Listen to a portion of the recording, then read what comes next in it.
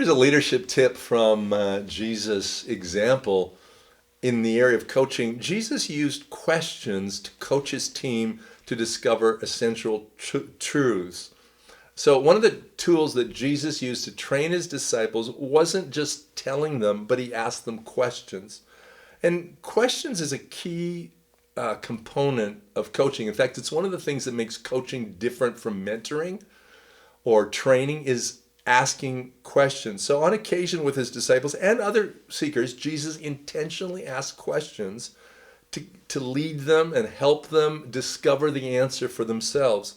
So here's an example. Jesus coached Philip with a question: where can we buy bread to feed all these people? So it prompted him to think about the problem and ultimately participate in finding a solution.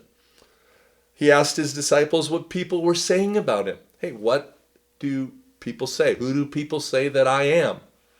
What are they saying? He probed his disciples so they would begin to go, well, actually, you know what? We hear them say this, we hear them say that, but we think. They discovered the truth for themselves so he could lead them to realize who he was in Luke chapter 9, verse 18 to 20. On another occasion, a religious expert came to Jesus to test him.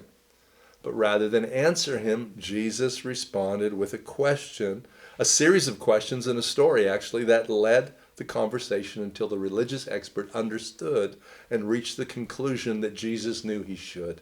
In Luke chapter 10, verse 25, verse 37, where we get the parable of this Good Samaritan.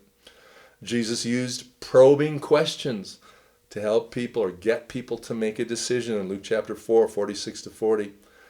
From his very first interactions in the temple as a 12-year-old boy, Jesus is found asking questions.